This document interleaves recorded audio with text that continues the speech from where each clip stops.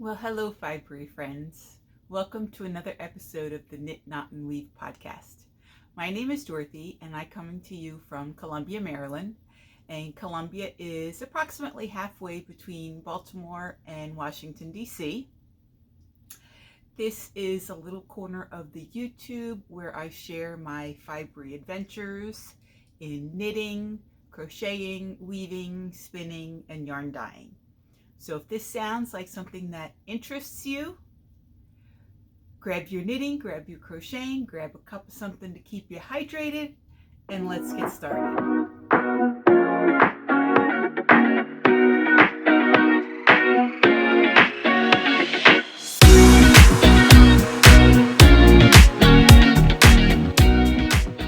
So welcome, friends. I'm going to apologize ahead of time.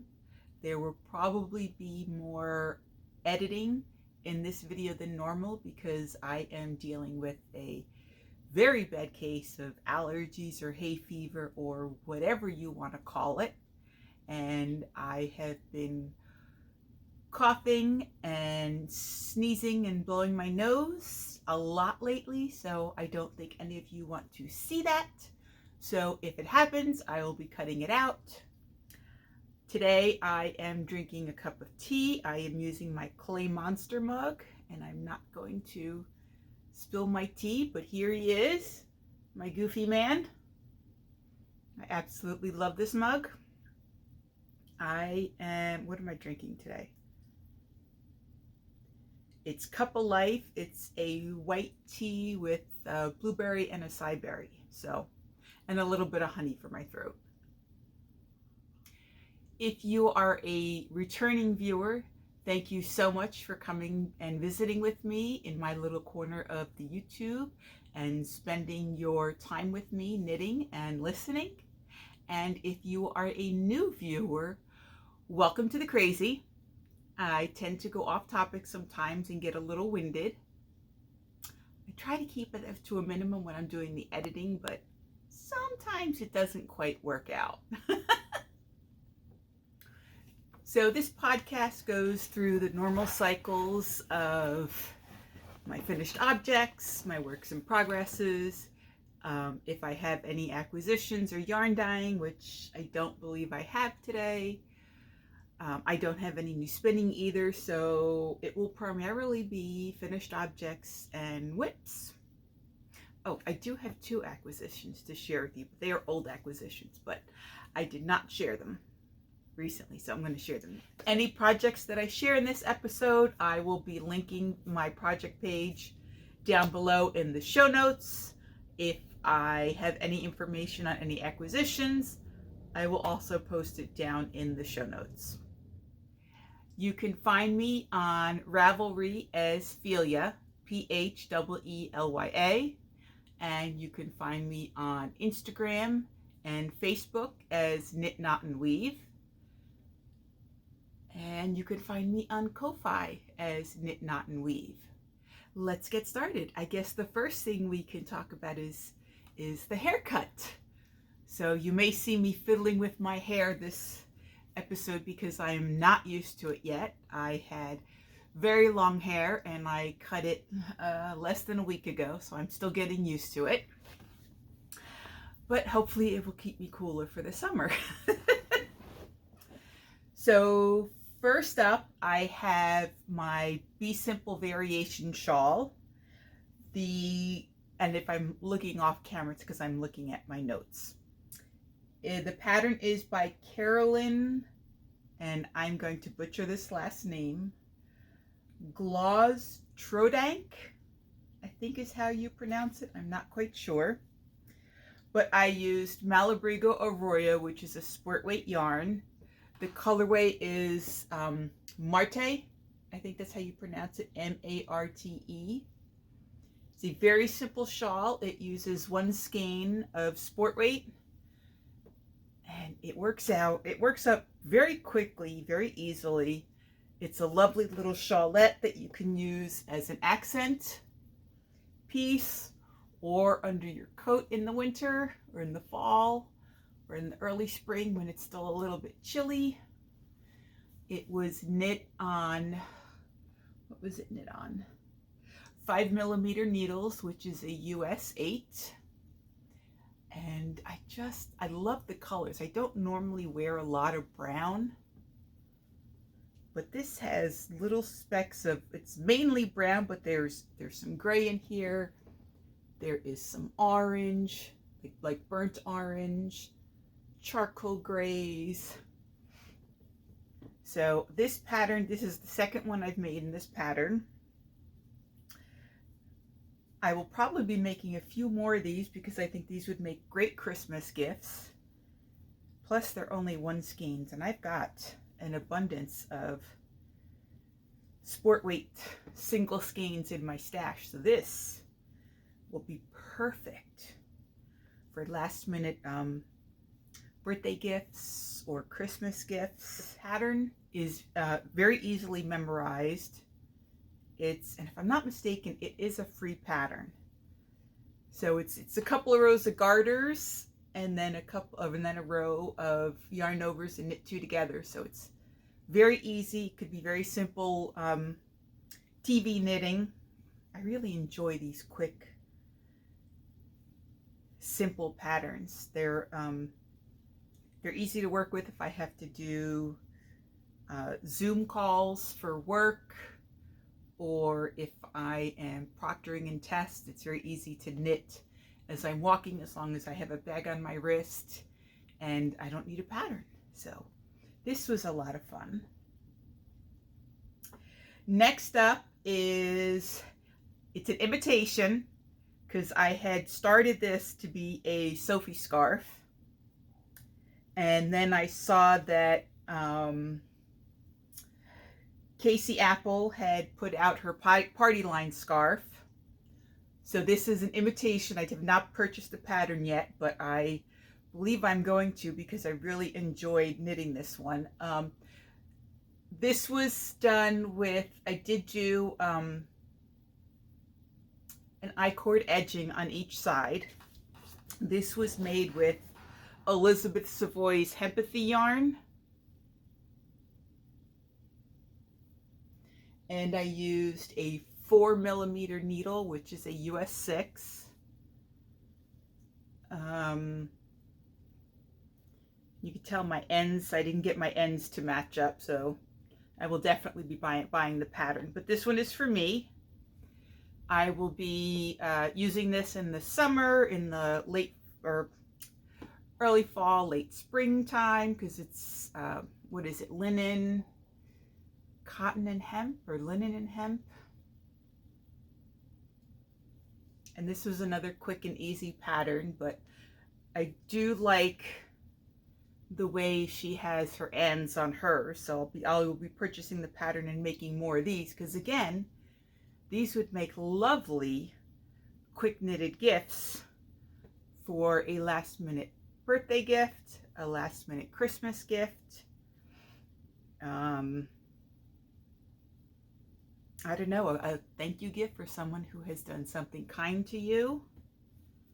And this was a fun knit. I had started it because I had wanted a like a little cotton linen shawl, not shawl, but like a little cotton linen neck warmer, in case I was someplace where like the AC was on, and I had, you know, my hair is a little bit shorter, so I didn't want the back of my neck getting cold, and I thought this would be like perfect. And the fact that it can be thrown in the wash, and when you wash linen and cotton, they tend to get softer the more you wash them, although this one isn't too crunchy like most linen. Actually, let me look that up. Is it actually linen and cotton? I don't even remember. I'm so bad at that. It is. Oh, there is no linen in it. It is cotton, 41% cotton, 34% hemp, and 25% rayon. So I do have more of this in my stash in different colors.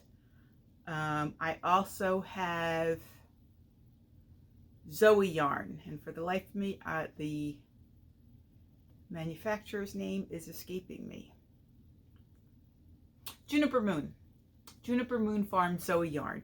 So once I buy Casey's pattern, I'll probably be knitting some more of these in the colors that I have in my stash, and that'll be fun. And then I went on another crocheting kick. I've been really splitting my time between knitting and crocheting lately.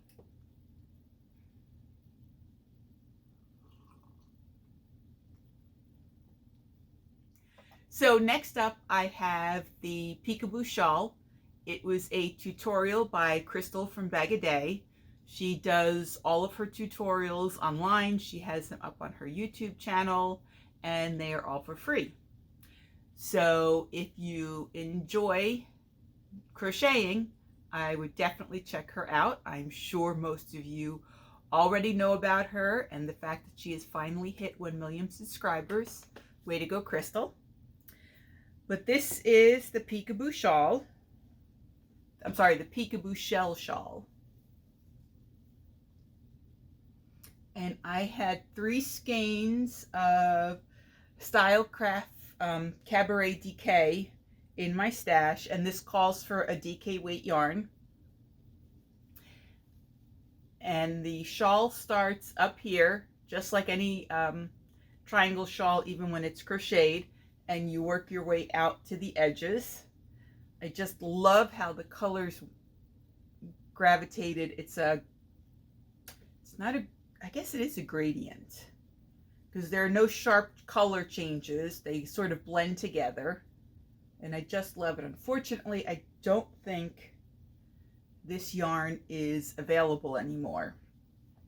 It is super soft. It is, I used 3 skeins of it, so it was 750 yards of DK weight yarn.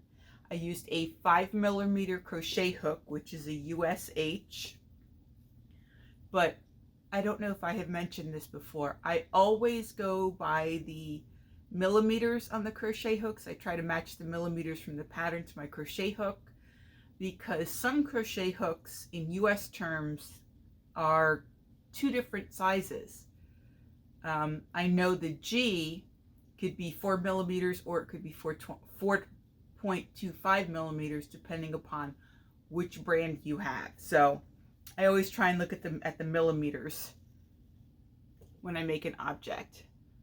But it's got, this yarn has just a little bit of glitz in it, and it looks like it's a coppery glitz. I don't know if it's really coming across on camera or not. But it's big enough, just big enough to put, you know, over your shoulders if you've got a chill. Or you could wrap it around your neck in the wintertime and put it under your coat as a nice way to keep your neck warm. You could even make it, you could continue to make this as big as you want. I just stopped at 750 yards because I only had 3 skeins of this.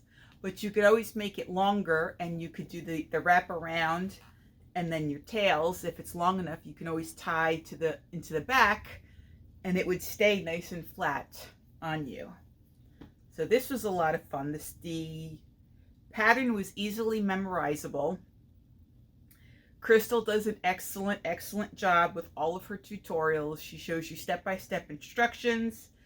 Her camera is close enough so that you could see exactly what her hands are doing, what the yarn is doing, and she's very well versed in explaining the stitches that she uses. So definitely a great crochet project if you're a crocheter. Then I decided to do some charity objects. I am starting to make some charity blankets that will be donated to some senior centers. You know, either some shawl, like this will probably go to a senior center for someone who is in a wheelchair that could use a little shawl, or I am making some wheelchair Afghan or lapgans that could easily cover up the legs but not be too wide and interfere with the wheels. So I went digging through my DK stash, listen to me. I went digging through my acrylic stash, and I had some Loops and Threads Joy DK, and unfortunately I think that is also a discontinued yarn now. But I had 3 balls of this ombre color, and then I had 1 skein of this green. So I went as far as I could. This is just a simple granny square. It's the perfect size that'll go across somebody's lap without interfering with the wheels on a wheelchair. I have several other skeins of Joy DK in my stash that I'm probably going to continue to do this. I don't know if I have a lot of them in solids, but I think at one point Michael's must have been having a sale, because I bought 3 of each of the ombre colors, and so now I'm just trying to use them up. It's a very, very soft yarn for an acrylic. It washes up absolutely beautifully, so there's no worries in that. There won't be any pilling or anything, because this has already been washed once. What did I use on this? I used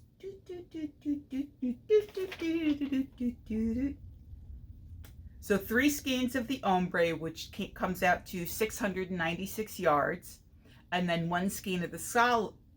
I can speak today. 1 skein of the solid, which was 273 yards, and then I used a 5mm crochet hook.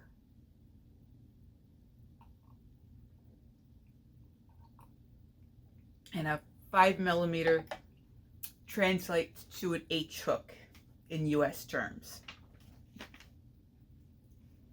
And then next up, I grabbed some Lion Brand's Mandala Ombre, and this time I did a granny rectangle blanket. I'm sorry, a granny rectangle lapghan, for lack of a better term, and I used 3 skeins of it because that's what I had in my stash. And I took a guess at how many to do in the center, and it looks like I started with, let me see, 1, 2, 3, 4, 5, 6, 7. So 7 triple menopause brain. So the center was started with a chain. I can't remember how many. I'd have to sit here and count, but the chain was, well, duh, let me count now. 1, 2, 3, 4, 5, 1, 2, 3, 4, 5, 6, 7 times 3, so 21, 22, probably 23 chains. And then I did 7 granny clusters across the one side, did 1 on the end, 7 at the bottom, and 1 on the other end, and then I connected it, and then I just continued in that pattern. I do no single crochets between my granny stitches, and I do 2 single crochets. No, not 2 single crochets, 2 chains. Oh my God, menopause brain. 2 chains in each corner. And I just love this color. I was going to make a shawl out of it, but I am really pleased with how it looks crocheted up in this rectangle blanket. I love how when it's smaller, the colors are much thicker, and I kept to the same color repeats every time I started a new ball. I would make sure it started at the same spot that I finished at, and that it gradiated the same way, and it just keeps going, and I love it. And again, another very nice feeling acrylic yarn. It is a heavier acrylic, but it is a worsted weight. It crochets up beautifully. You see lovely stitch definitions. I love how the ombre looks like it's a kettle dyed or a tonal, where it's got the little white flecks coming through. For this one, I used 3 skeins of the ombre, so 1,032 yards. I used a 5.5mm hook, which is a USI, and that will be donated to another senior facility for someone to use as a lapghan for their, while on their wheelchair. Or this one I think is well, either one of them could be used for the wheelchair, or if they're just sitting in a chair or on the edge of their bed or whatnots. So I will be probably making quite a few of these over the next few months. I'm trying to really get through a lot of my acrylic stash to get it just whittled down. I have too much. I went on too many sales over the years and bought way too much, thinking I was going to be crocheting up all these blankets, and now I'm starting to make blankets with all my scraps, like this lovely granny stripe back here, and I just have too many blankets.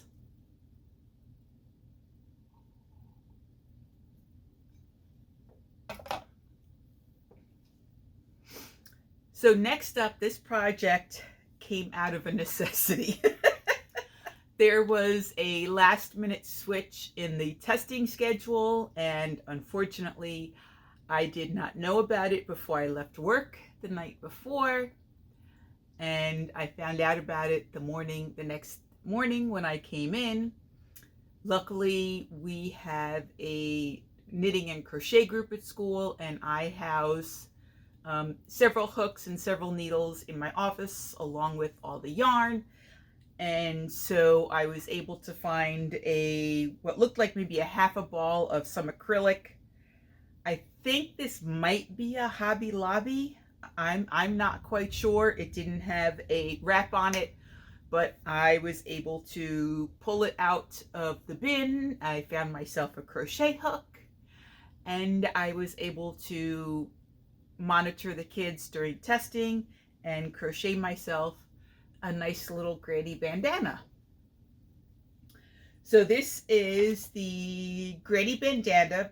I can't speak this evening. But this granny bandana by Victoria, and I am going to butcher this last name.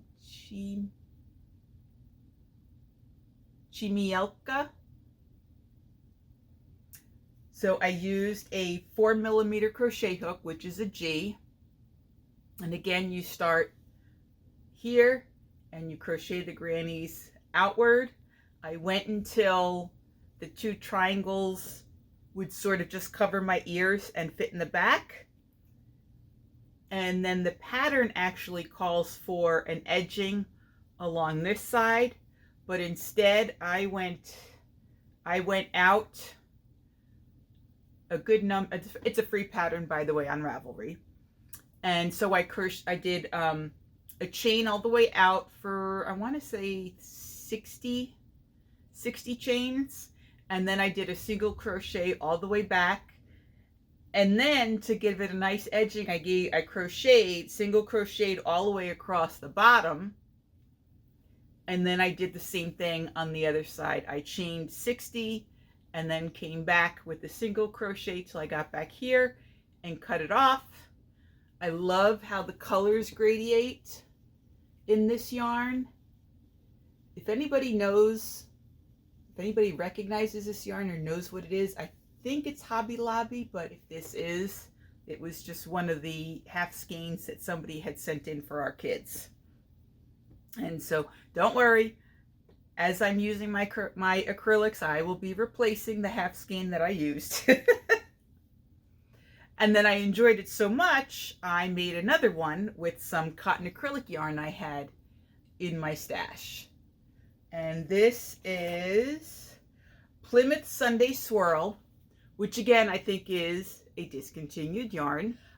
For this one, because this yarn was a bit thicker, I used a 5.5mm needle, which is a USI. And then this one, you could see it has the edging that I didn't do on the other one, but I did do the edging across the bottom, just like I added to the other one. Again, I believe I did a chain of 60 or 70 and then did a single crochet back, then went all across the bottom here and then crocheted. It was either chained 60 or 70 out this way and then single crocheted back and then bound off. And again, I made it just big enough so that it would cover Actually, this one almost can, like triangle to triangle, it almost connects at the back under my neck. And this was a lot of fun. I unfortunately don't have the right head shape to wear these unassisted.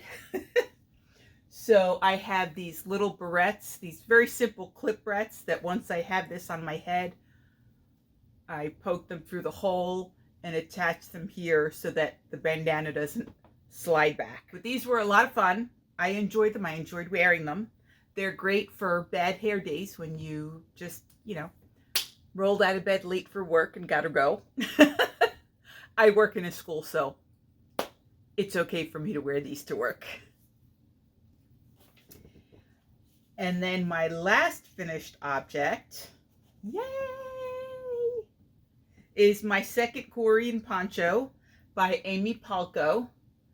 She is the podcaster for, oh my God, how did I just, Amy Palko from the something stitch, the, oh my God, menopause brain is a real thing, folks. I'll put it down here because I can't remember. Again, this is a paid for pattern. It's a lovely, very simple pattern. I used 2 yarns in this one. I used Dragonfly Fibers Damsel. This was yarn that was in my stash for a while, and it was made by the original owner of Dragonfly before she sold her company to the new people. And I had 3 skeins of this, except the skeins were, it's almost like they gradiated. One was much lighter, one was medium, and one was heavily speckled with black. And you could almost see how the bottom has way more black in it than the top does. So I decided to do a gradient with it, or a, yeah, I guess a gradient with it.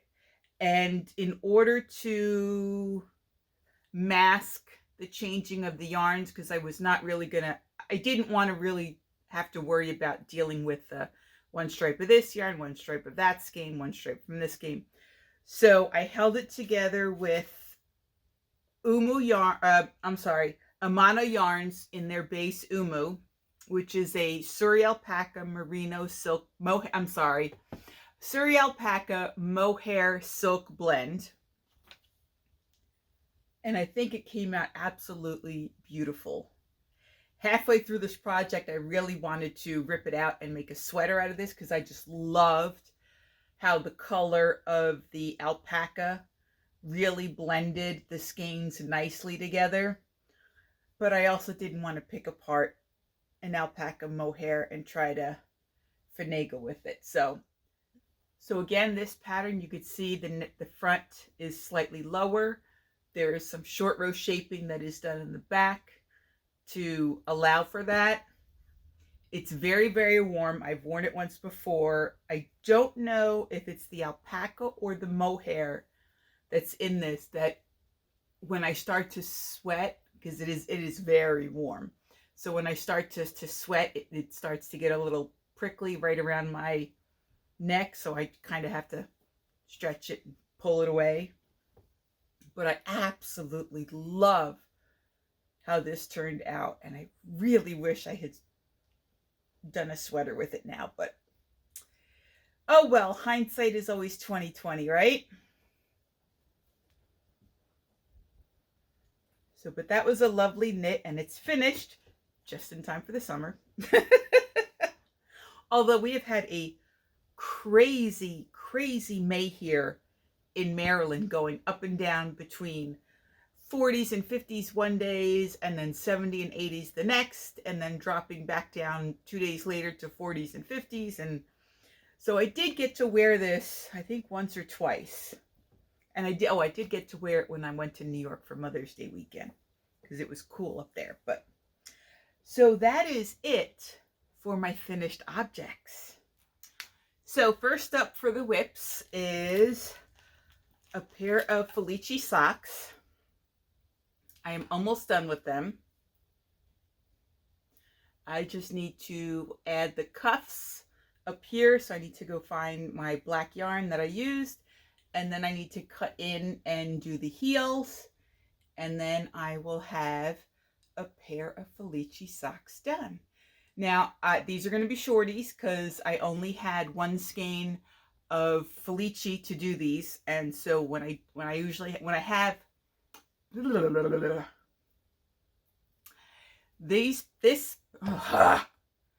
this pair is made with one skein of Felici, and when I do that, I just pull the yarn from both ends and knit away so my stripes will never line up because they actually go that way for this whatever. So, but I'm getting my sock mojo back. So there's one pair of socks that are almost finished and will hopefully be finished by the next podcast. And I'm going to show you my jelly roll blanket. The jelly roll, oh, I am sorry. My Felici, I'm such an idiot. So my Felici socks and all my socks, I start toe up. I do them 2 at a time. I use the Turkish cast-on and I do a rounded toe. And then I just knit until the yarn runs out when I do a 50-gram skein like this. The needles are US ones, 2.25 millimeter. And these are the Addy Rocket squares. So you see those nice little grooves in there. It helps keep the yarn. It helps me maintain my tension. And it actually helps my hands somehow. I think there has been, I think I remember somebody saying that square needles, especially in this size, because they're so small, they tend to have, they're better for you to grip with, and they keep your tension more even or something like that. I don't know. I just know it doesn't hurt my fingers. So, sorry, I'm flying through this right now because my throat is bothering me. So next up is my Jelly Roll blanket. It's a pattern by Kay Jones from the Bakery Bears. I am using my signature needles, and I think it's a 2.75 needle. Yes, 2.75. I have little stitch stoppers at the end so that, because this is a set of double points, I was unable or unsuccessful in purchasing 7-inch needles when they were having their closing sale. I had them in my cart and they went through on the order, but when they went to package up the order, they were not there to put in my order. So I don't know if, well, something obviously was wrong with their system, but it doesn't matter. They're closed. So the last time I showed this blanket, I was on this column right here. Here's my progress keeper. So I managed to do one full column, and then I started a second column. So I'd say about approximately halfway through the second column. I made a mistake when I started. No, I didn't make a mistake when I started my blanket. I wasn't particularly keen on the row that pops up on the pattern, so I put that in the back. So my front is sort of seamless. I did the I joined the way Stephen West, for those of you that have done the Vertices Unite shawl, I followed the way Stephen West connects his sections in that pattern. And I am enjoying it.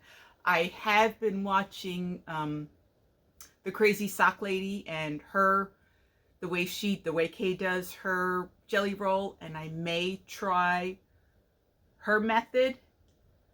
I don't know. Well, if I make another one, I might try it and do a DK weight one and hold some of my extra minis double. But this is going to be put away for the summer, unless somebody locks me with my yarn in an ice box. I don't think I will be working on any of my blankets this summer, except for the Tetris or the Blattenberg because I'm just making squares, so it will not be. And just this sitting on my lap right here, I'm like dying. I have a barber, I don't know what these are called anymore. Barber cords, jelly cords, try-on cords, but I have one of those that I continually put the edge on when I'm done, so that when I do the I-cord trimming, edging, my words are not coming to me today, I can just slip all of these onto a needle and get started. So I'm having a lot of fun with this blanket. It's bringing me a lot of joy. I love all the different colors that are going into it. I love how some of my leftovers are very short and others are very long. I would say that's probably about the only thing that I will try and manage in this. If I have too many short ones together, I will probably, my next pick, I will just feel around until I get a bigger size scrappy leftover. But this is all scrap leftovers. None of this is a 10-gram mini that was purchased. It's all scrappy leftovers, and I just love it. This brings me a lot of joy. I just love it.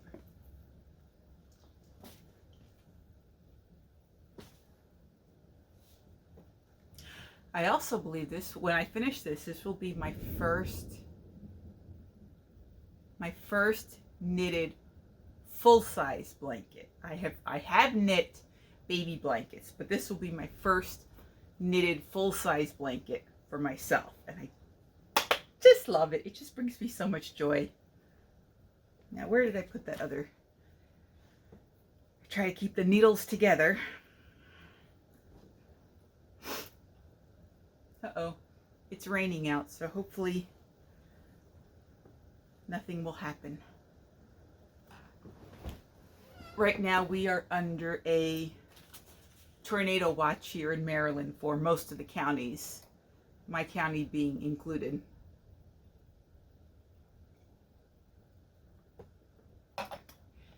So we might hear a little thunder, we might see a little, I don't know if you guys just heard that. We might see a little lightning. Hopefully the lights will not go out. And next up in my little library bag, the silver, which is made by the Silver Shed. This was an Etsy purchase. This is my Pure Comfort cardigan, which is a free pattern by Andrea Yetman. The pattern is listed on Ravelry, but in order to get the pattern, you need to follow the link to their yarn site, Biscotti Yarns, and that's where you can download the pattern. The yarn that I'm using is Malabrigo Arroyo, and it is in the Jupiter colorway. Absolutely love this color. This has been in my stash for a good number of years. I purchased it when the Mannings went out of business. It was oh my gosh, it was a fabulous facility. They had floor looms that you could check out while you were there. They had, I think, every kind of spinning wheel that you could sit at and test out. They had weaving cones you could purchase. They had knitting cones. They had cotton cones, pearl cotton combs, chenille cones. It was very sad. Every year they would have, look at me, I'm getting all jumbled up. It was a very nice facility. You could get just about anything you needed for the fibercraft. Anything you needed that was fibercraft related. I think the only thing they didn't carry was undyed yarn and acid dyes or natural dyes of any kind. Once a year they would have a knit out, so you could come up on a Saturday and You could knit outside. They had a lovely, it's almost like they were on a farm, like land acreage. So you could sit out you could bring a chair, you could bring a blanket and sit on the floor, and they would have sales. They would have raffles, you know, you were given a ticket and you would put it in a jar, and on the hour, every hour, they would call a name and they would give a prize. And one year I won a prize. But I'm up to the sleeves now, and I'm doing my sleeves 2 at a time just so that they come out even, because this might be going into hibernation for the summer, because I really want to knit some summer tops. So this might go into hibernation. I haven't decided yet. But the sleeves, I don't think I'm going to do any decreases, because I don't really like my sleeves to be tight. I will, when I get to the, right before the wrist, I will probably do a rapid decrease before I do the 2x2 cuff. And now this, do I have the pattern in here? Yes, I do. Now the collar on this thing is what we in my knitting group lovingly refer to as the Beast, because it is an added-on collar. It is fisherman's rib. So you actually start it, I guess it would help if I had this sort of the right way. You start it on one side, and you'll pick up one stitch and then cast on across, and then you knit it all the way up and around, and it's in the fisherman's rib. Now, because I am using superwash yarn, and my girlfriend made the same one using the same exact yarn, Malabrigo Arroyo, just in a different color. The collar is so, I think the fisherman's rib collar is so heavy that it winds up pulling down in the front. So the back is up here, and then when you get towards the front, it's almost like a foot or two longer. So I haven't decided if I'm going to stick with the fisherman's rib collar or pick up and do a different collar, or possibly, I'm thinking I might possibly go down a needle size or 2 when I do the fisherman's rib. And my reasoning for that is I'm wondering if I make the collar a little bit tighter, that maybe when it stretches, it would be somewhat more even. So this is knit. The main fabric is knit on a 4mm, which is a US 6. But the ribbing, and the collar, I believe, actually, I'm not sure about the collar. I guess I should look at the,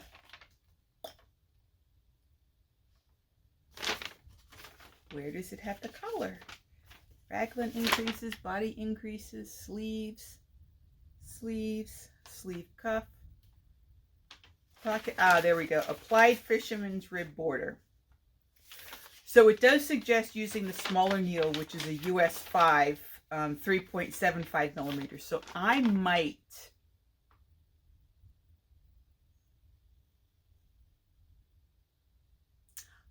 try and go down to a 3.25mm needle and try and test out the fisherman's rib on that and see how that does.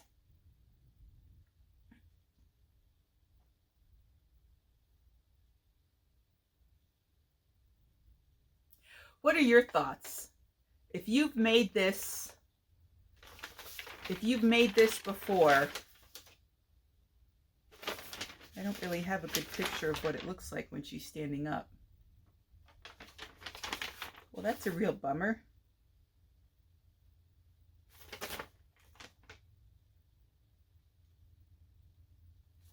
But you can see in this picture that the collar is really very wide.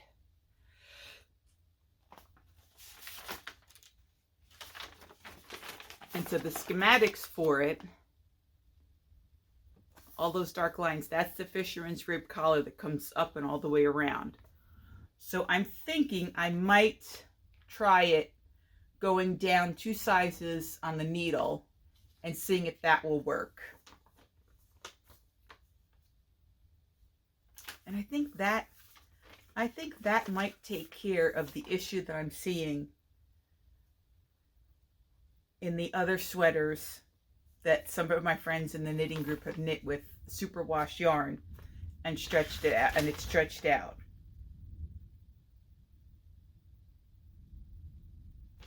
So we will see, but I am, oh gosh, looks like I've just started the sleeve. I've only got a couple of inches. I'm sorry, I'm covering my mouth. So it looks like I've just started the sleeves and I've only got a couple of inches going down. So this is going to be a while till I finish it. If I can manage to continue to knit this and it not cause me to sweat or burn up, this may be finished before, is it going to be finished before I get out of school? No, I doubt it. School's out in 2 weeks. I won't be finishing it before school lets out. But that is one whip. I'm sorry, that is my third whip for today.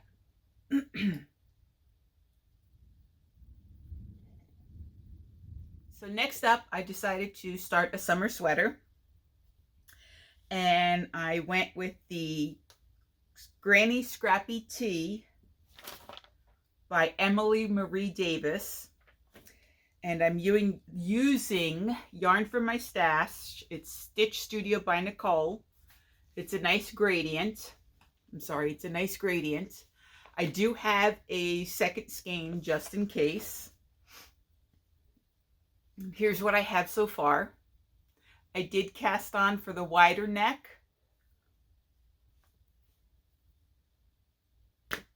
So I'm liking the colors so far.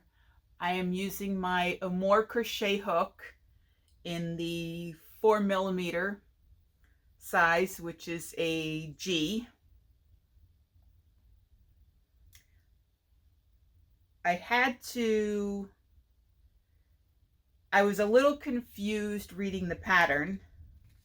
It is a paid-for pattern, so I can't share anything, but I'm not used to crocheting garments. So when I was reading certain things, I thought it was saying like 70 stitches. Then I figured out it meant 70 granny clusters. So, but now I'm back on track.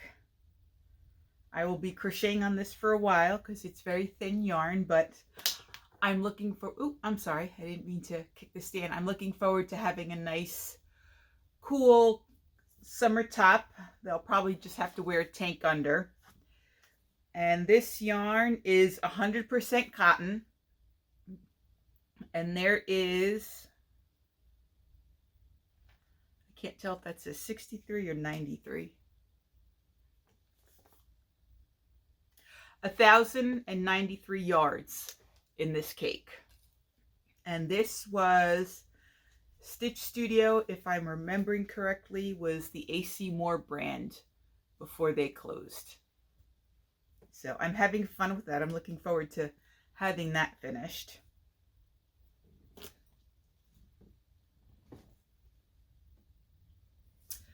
Then I have my Big Love, which is in my Marauders map bag, and I do not remember who the vendor was, but I know I bought it on Etsy. And the pattern again is Big Love by Annex Streep. And that's what it looks like. It is a paid-for pattern. I have the top, back completed.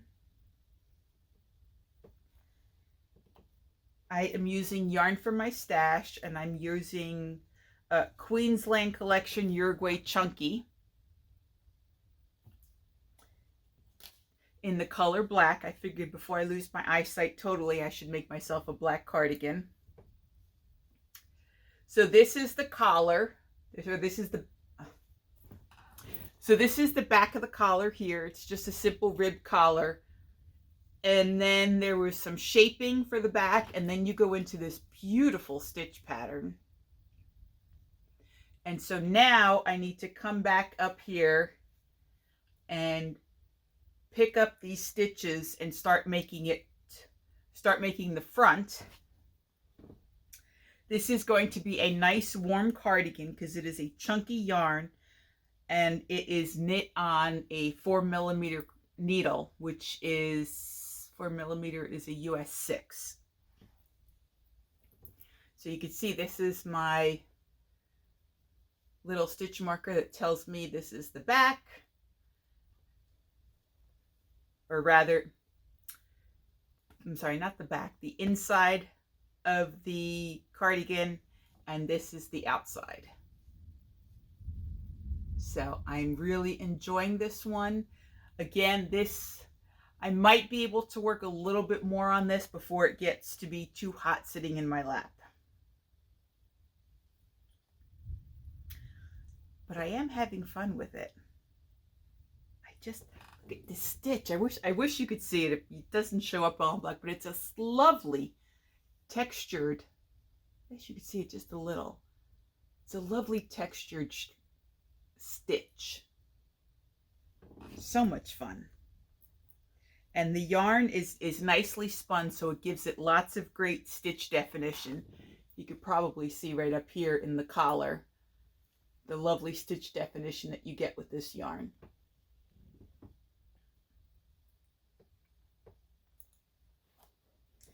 And this will be a while before it's finished. So next up, I have my dad's Radari sweater from Istex, and I am using the Let Lopi yarn. I've gotten a little bit further on it.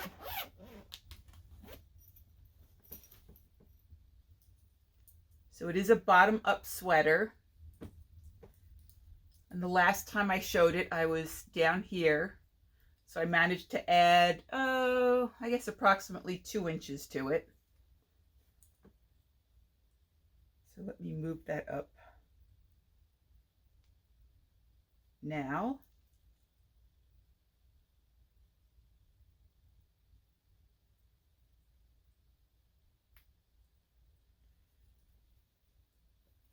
So I probably will be able to work a little bit more on this over the summer until, again, it gets too hot to work with. This is going to be my father's Christmas gift this year. His favorite color is red. And I love this red has just like little flecks of, like it's a really pretty tonal red. I just wish it was a little bit softer. But I know it won't bother my dad because my dad never wears sweaters against his skin. He is always like double and triple layered in the winter time. I may start the sleeves just to get them going over the summer if this winds up getting too long and too hot for me to deal with. I'm hoping that this yarn will soften up at least a little when I block it.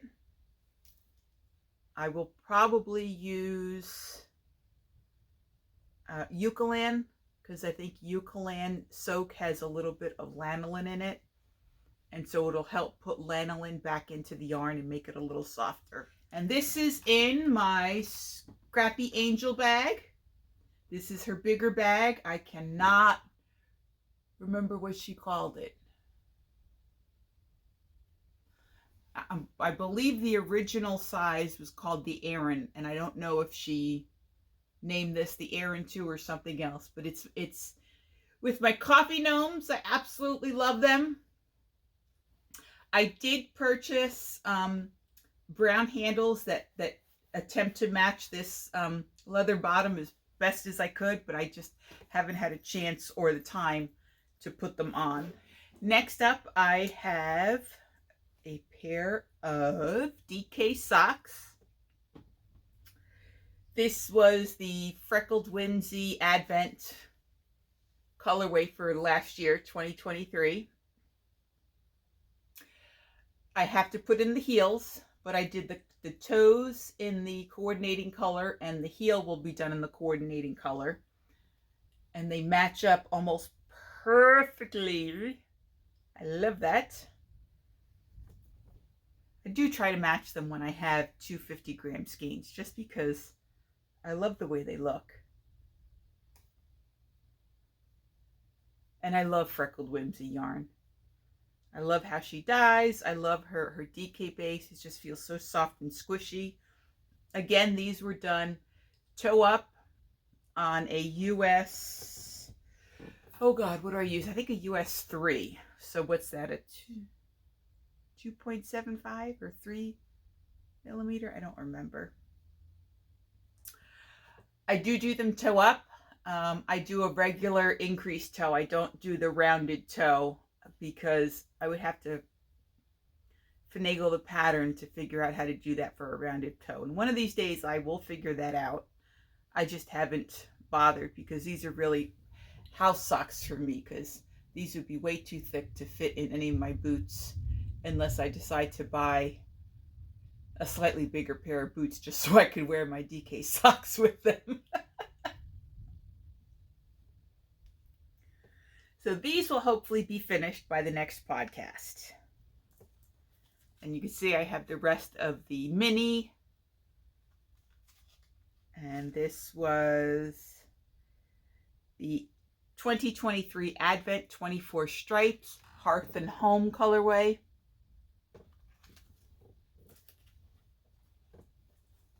Last year I bought both the fingering and the DK weight. This year I just ordered the fingering weight.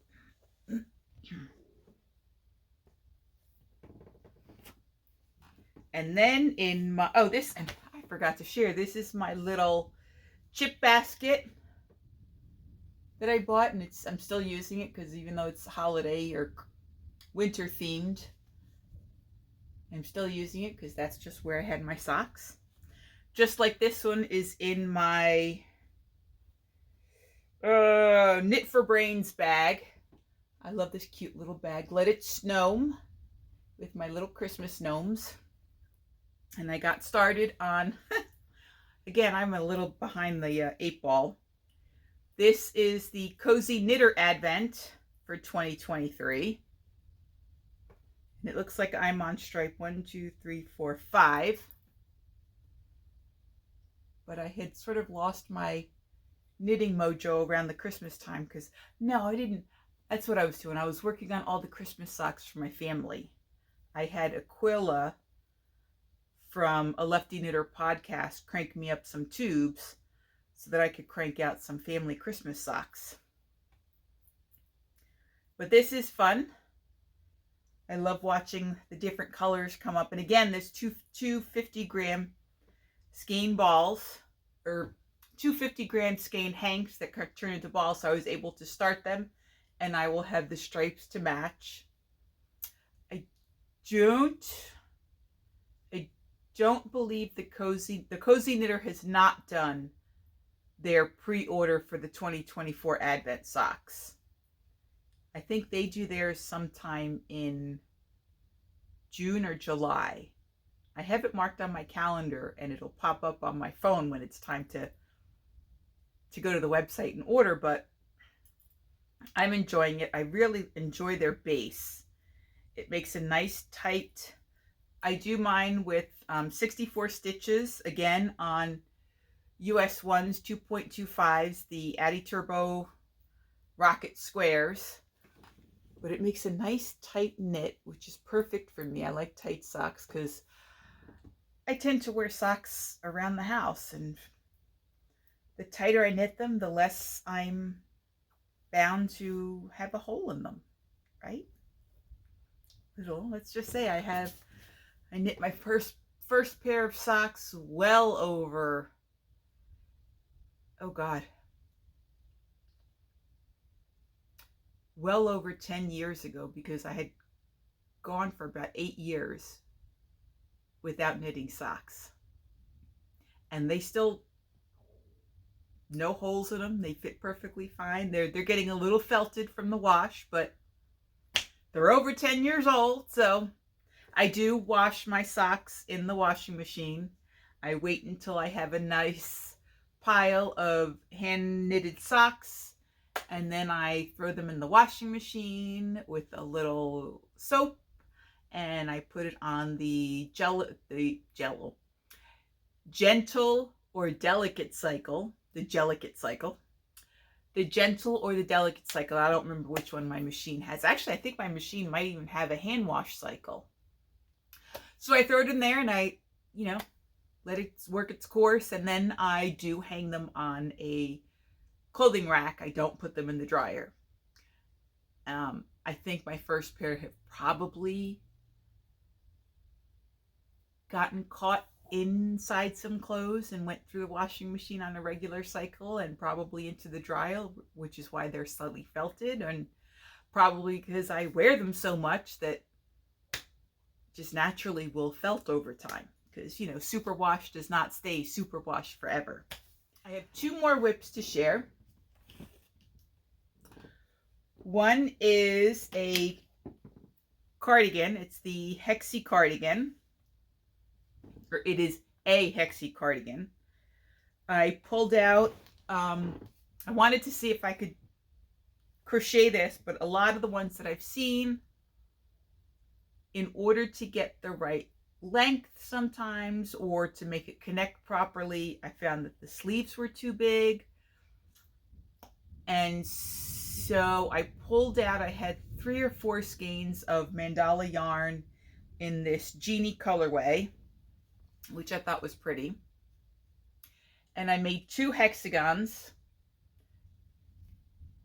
I started them in the same place, and I made sure the colors went out in the same way. I did have to do some color management when I had to go to the next skein. So I would pull out and get to the part where I needed it to go and continue from there. And then when I got the sleeves to the length I wanted, so they are not full sleeves, they go just a little bit below my elbow. I will try this on and maybe insert a video over here of me wearing it.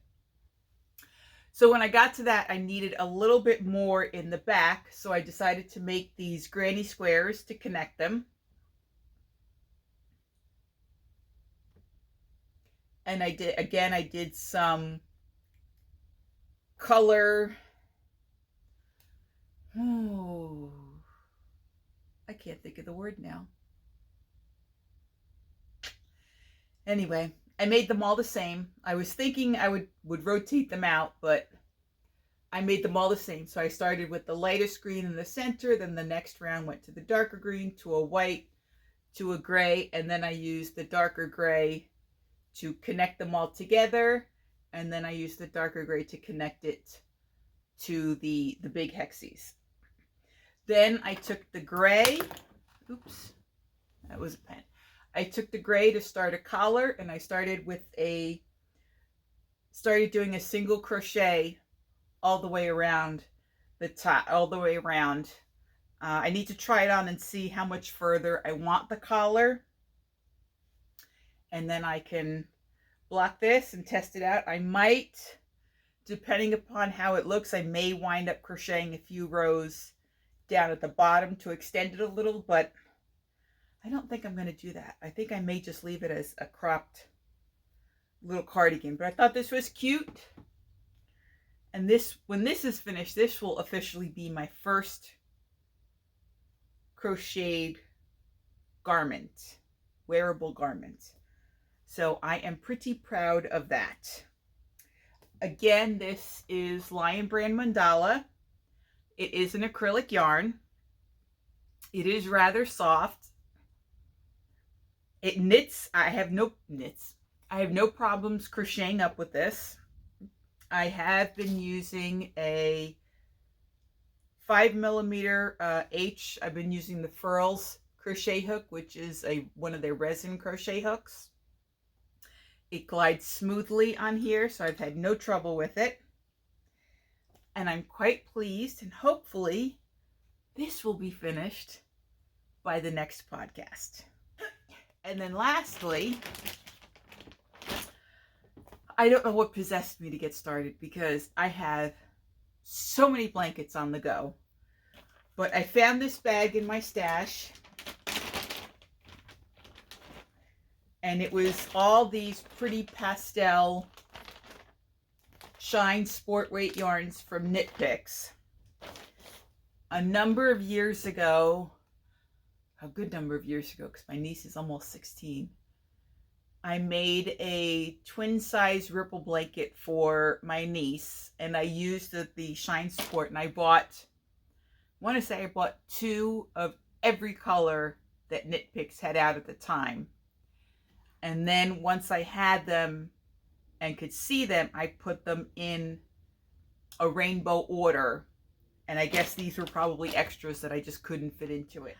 But anyway, I had this yarn, and I don't know what possessed me. I just started making granny squares with it. So 1 skein of Knit Picks Shine, I can get 3 granny squares. I am using a Boyd's crochet hook, which is a G. And I think this one, I'm probably going to rip it a little bit more. This is a 4.25 millimeter one. This is probably one of my oldest crochet hooks. And so right now I have 3 in almost every color that I have. And this is approximately how much I have left over after I've made the 3. So definitely not enough to make a 4th. But this first one is Hydrangea.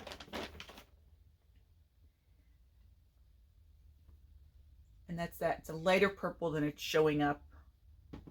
There it is. So it's a hydrangea. I do 1, 2, 3, 6 rounds.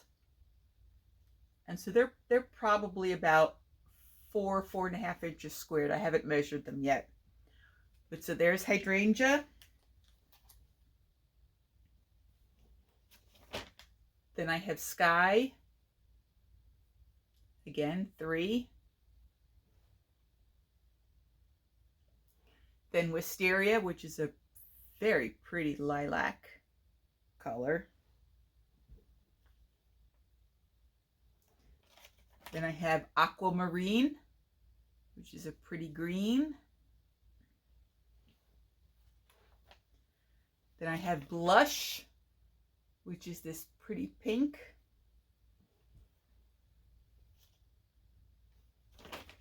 And then I have butter, past the butter, this pretty yellow.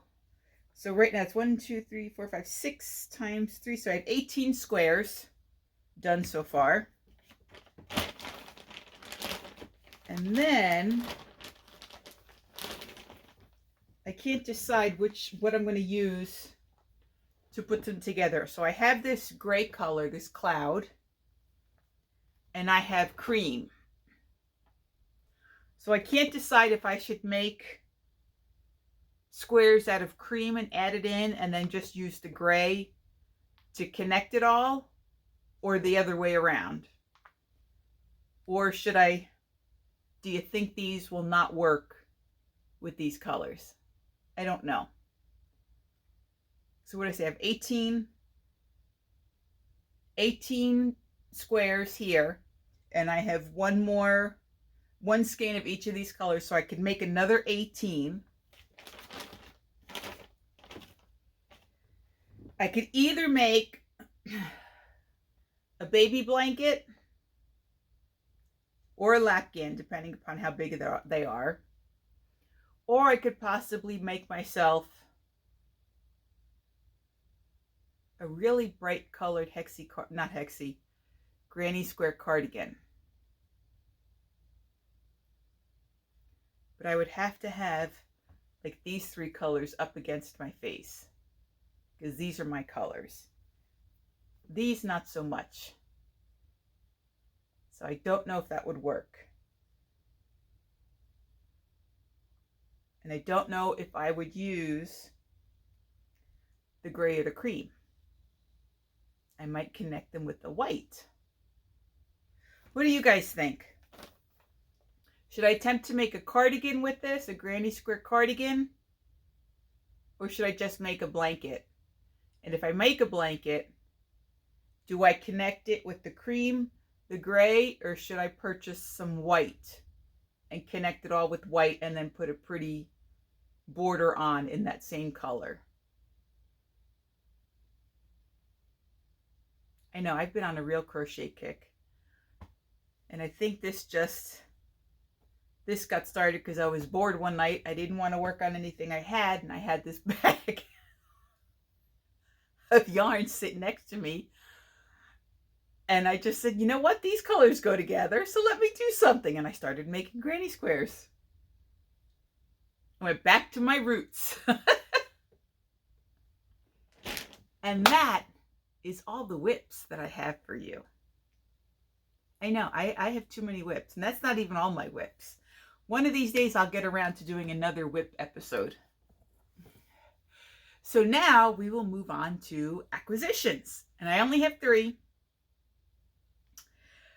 So a number of weeks ago, I probably talked about it in two or 3 episodes ago, that my friend Joan and I went up to meet Kirsten of the JK Fiber Arts podcast, which, if you are a spinner, if you like watching people make bats or spin, you should definitely go check out her channel. She's definitely a good teacher, and you could learn a lot. And I really enjoyed meeting her. She's definitely my kind of people.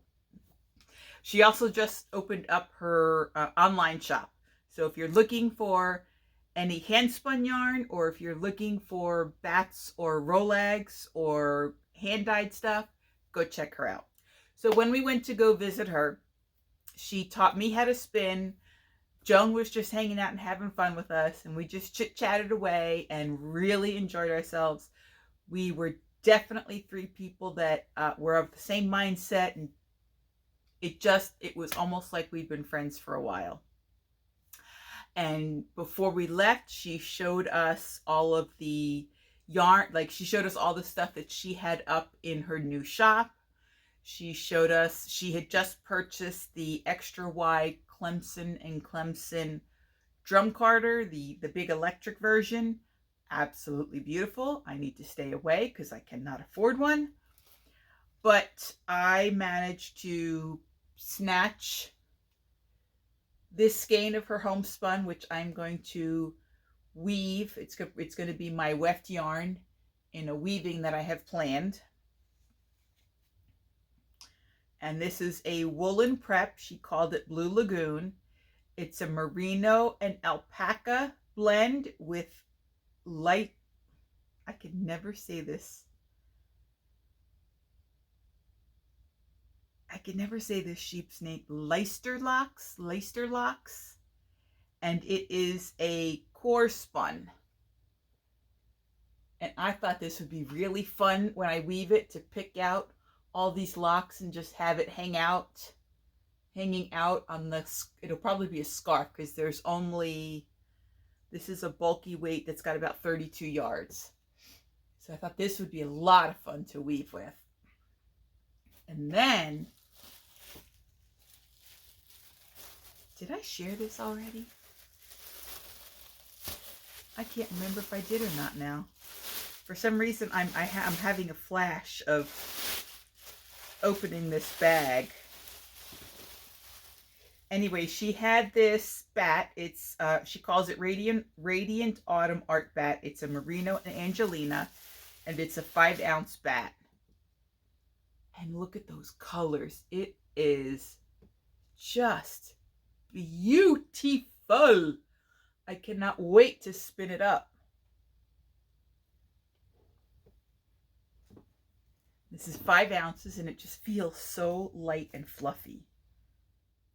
So as soon as I get a little bit better at spinning, where I can keep an even, it's not tension, but an even draw, I want to spin this up, because it is just, I mean, look at all the variances in the colors. Oh, it's just stunning.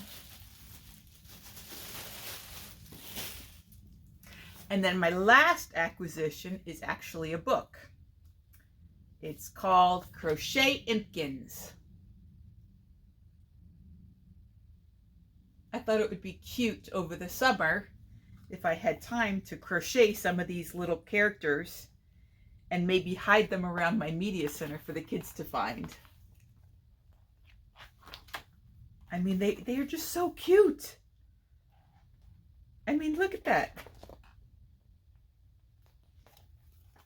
I mean, this guy just looks like a little Ewok to me. And I can't decide if this is a dragon or an axolotl. But I thought he was fun. And what's neat about this book is the way that it's split up. It's a cute little alien. Is that it's not, how do I say this? So like for this guy, you wouldn't look up in the index or in the table of contents for the alien pattern. You actually create it because each of the chapters is all the different ears that you can make, all the different shaped faces you could make, all the different shaped bodies, and you can mix and match. So here's, let me see. So the contents are the Impkins body styles. So it goes through arm styles, belly, standing body, sitting body styles. So it gives you 2 options for each. And then there are different ways. There's a chapter for antennae. So you could, there's all different styles of antennae.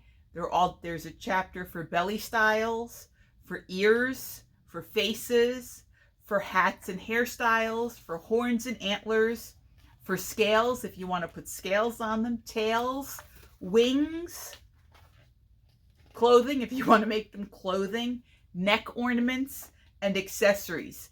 So basically, you get to design your own little Impkin. I just thought that was so cute. And look at these guys on the back. Look at them. I love this one. So this is, the author is Megan Lapp, creator of Crafty Intentions. And it doesn't tell me, oh, there it is. The book was $28.95. And I bought it on Amazon. And I may have another different one coming too. So I'll be trying my hand at doing little, I guess, crochet amigurumi this summer. Amigurumi. Where did I get that from? Amigurumis. So, and that is all I have for you. So if you are just here for the knitting content, thank you so much for hanging out with me. And if you want to know what I have been up to the last few weeks, stick around and I will be sharing my life with you. So I've already shared that I had the pleasure of meeting Kirsten from JK Fiber Arts. Joan and I went up and met her in, I think it was early April.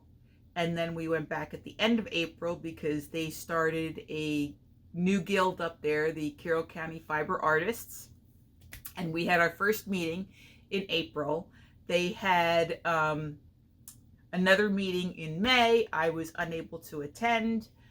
And I'm looking forward to see what we're going to do in June. But when we went up there, not when we went up there, today is Memorial Day, so this coming Saturday, June 1st, I am going back up there to hang out with Kirsten, and I am going to work with her and teach her how to warp up her rigid heddle loom.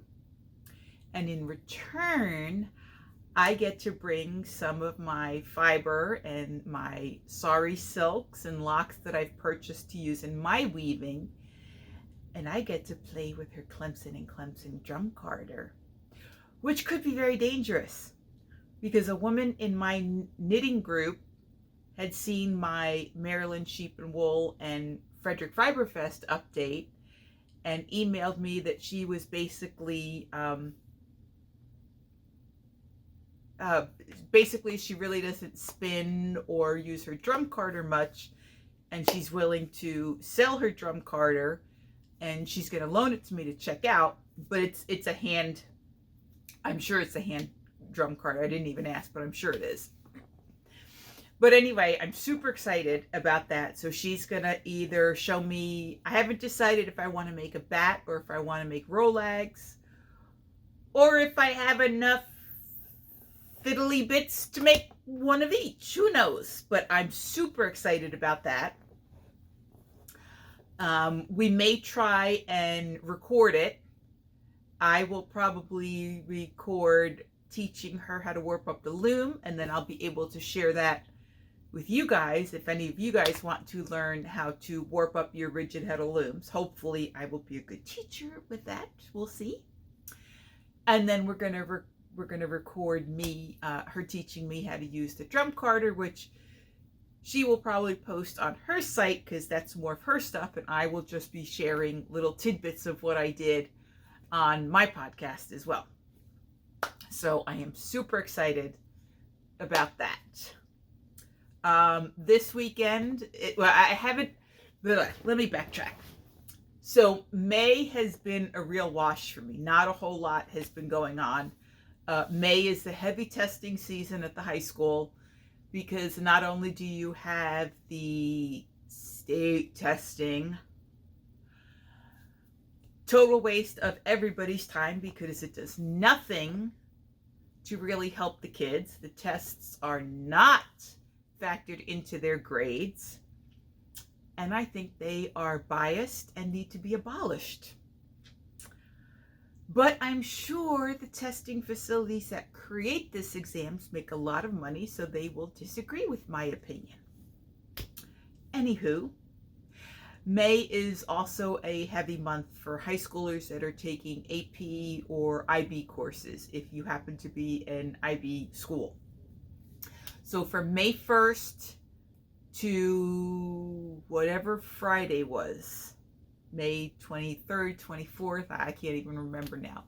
Every day there is a morning exam and an afternoon exam, be it an AP or an IB. For those of you that have no idea what those acronyms stand for, AP is Advanced Placement, and when they first came out, students would get college credit if they received, I think, a 4 or a 5 as their final grade on the AP exam. And then the IB is a whole different program, and it's called the International Baccalaureate Program, and that is a worldwide program. If I'm remembering correctly, it was actually created for diplomats for when their kids, for when they were located in different countries. They wanted a system where everybody was getting taught the same thing. So that's why it's called the International Baccalaureate Program. It's also a very different way of teaching versus the AP programs. I'm sorry if I get my letters mixed up. It's AP and IB. And both are very good programs. I think if you have the option at your school, I would push for if my student had a choice, I would push for my student to go into the IB program, because the IB program creates a more well-rounded student. It is more of an inquiry-based program, and it really teaches the kids to look at things globally, how it affects not just the individual, not just our country, but the world in general. It's really an inquiry base. So if the kids have a problem, they need to research the problem. They need to figure it out. They're not being just given information to regurgitate.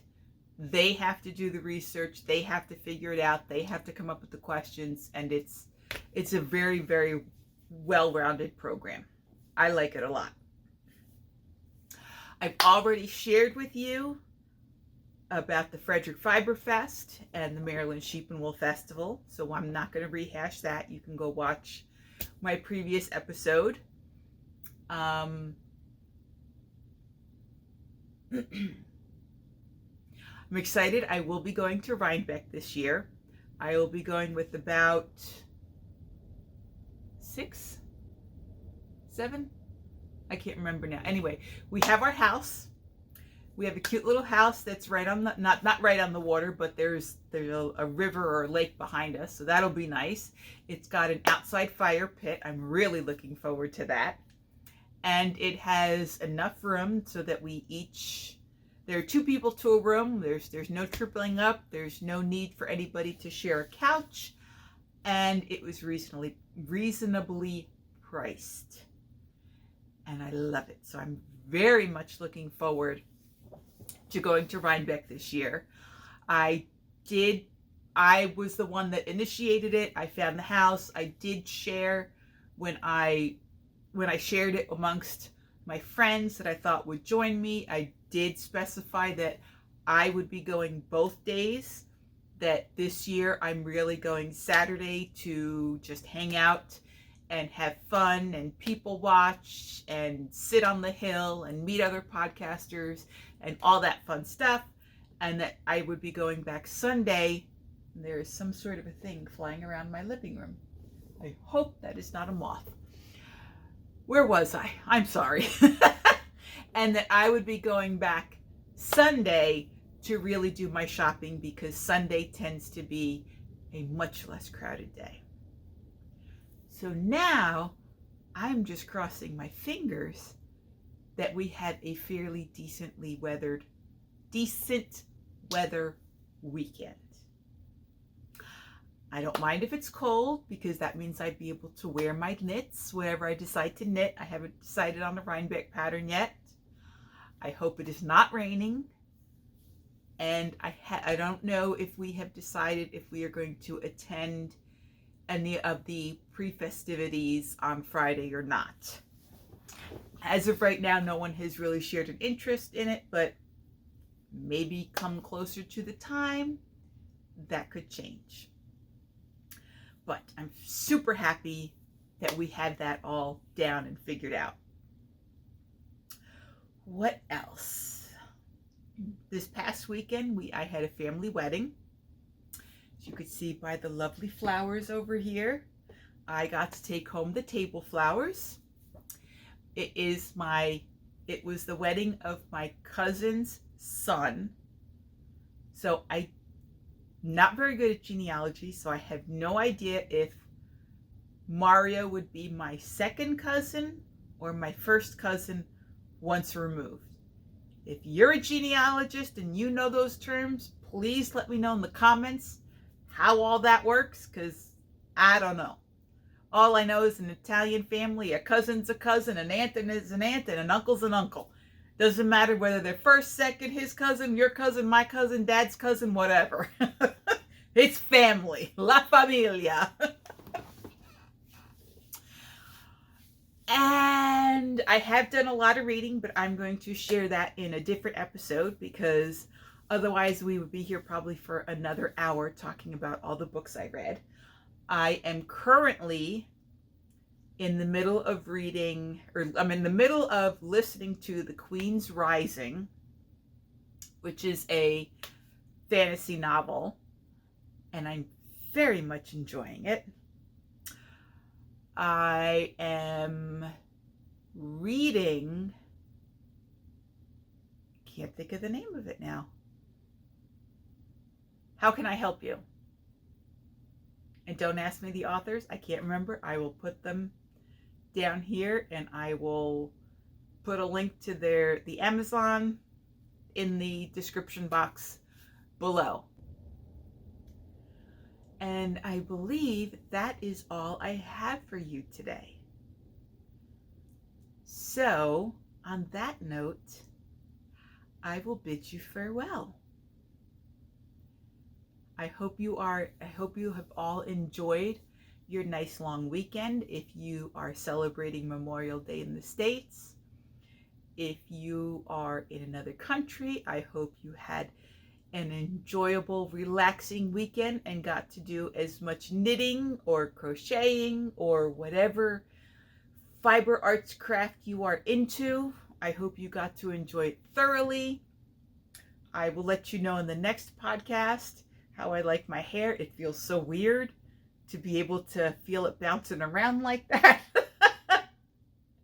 It feels very different when I'm taking a shower because I'm so used to just, you know, squeezing out to here. But anywho, thank you so much for spending your time with me. If you have enjoyed this episode, please be sure to give it a thumbs up.